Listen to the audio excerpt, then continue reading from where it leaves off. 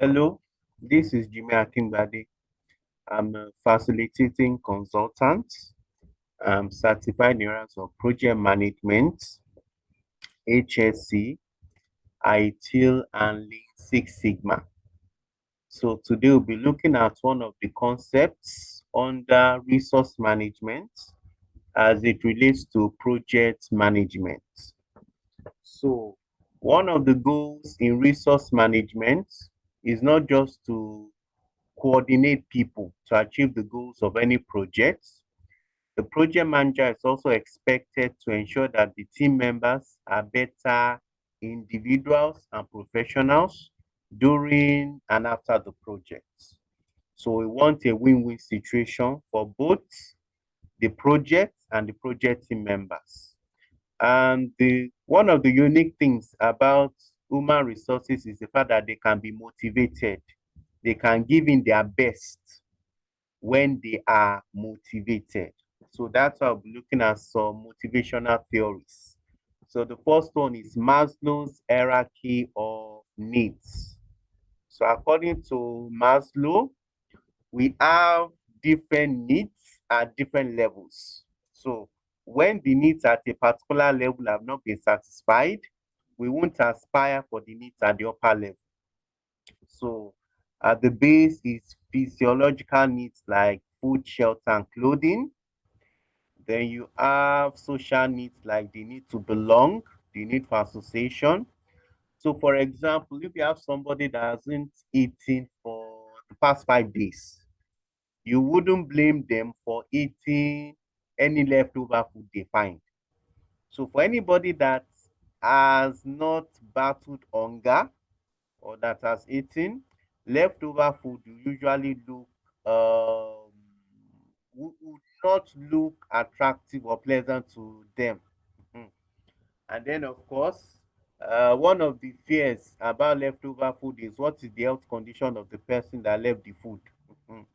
So, but for that individual that hasn't eaten for the past 5 days, because the need for food has not been satisfied, the need for safety will not be paramount for that particular individual. So what is the value of this on your project? You can have different team members that are at different levels.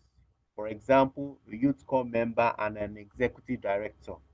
The youth core member is at the level of survival. So it's thinking about how do I get a permanent job after youth service. Yeah. So you can motivate that individual by promising them job, automatic employment if they deliver on their task on the project. While for the executive director is looking at significance, self-actualization, is beyond the level of survival. So the reward for him could be that if he does well on the project, he's made a member of the board of directors. So you have another motivational theory called Iceberg's motivation hygiene theory. According to Iceberg, certain factors are needed for people to work in the first place. E.g., they need to be paid their salary as and when due, the environment where they work needs to be safe. The fact that these things, which are the barest minimum, are provided doesn't necessarily guarantee that people will put in their best, but they are needed for people to work. So that's why they are called hygiene factors or dissatisfiers. DIS, then satisfiers. You also now have the motivators, motivating agents, or satisfiers. So these are the factors that are above the barest minimum that will motivate people to put in their best, e.g., training. So people can be motivated by training, increase in salary, bonuses, incentives. So these are needed in the workplace to motivate people.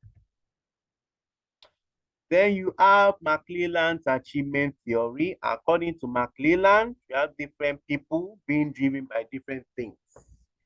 You have the end act person. The person is driven by challenges, achievements. They are good on their job, but if the job becomes too monotonous or routine, too predictable, not challenging, they can leave the job.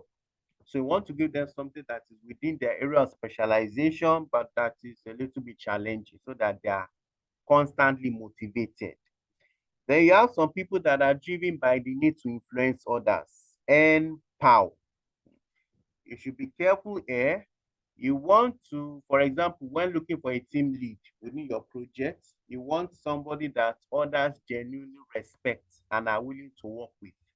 You want someone that has a charismatic personality so that even those that are not their former subordinates are willing to work with them and help them to succeed. If BC, for example, has worked with everybody, patient, patient people, outspoken, soft-spoken people, means BC is the constant. BC obviously has a problem. It will be a disaster if you make BC a team lead because you want to lord it over others.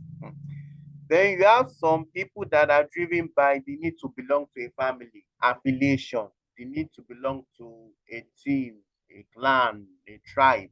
They'll go the extra mile for this team to succeed.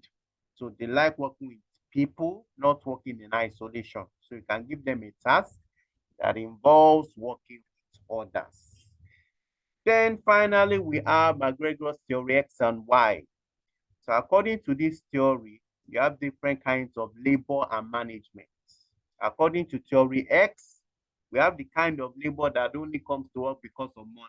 There's nothing like a clearly defined long-term career path or goal. If there was a way for them to get paid without coming to work, they'll clearly sign up for that.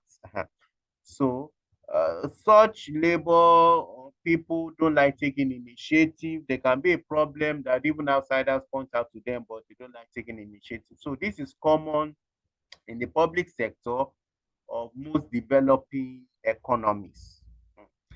Then we have theory Y, where labor is not only coming to work, where they are working is a stepping stone to where they want to be in their career in the next 10 years. They are required to take initiative. So when you come to your supervisor with a problem, you're also expected to come with an idea on how to solve the problem, even though you may not have the authority to implement that idea.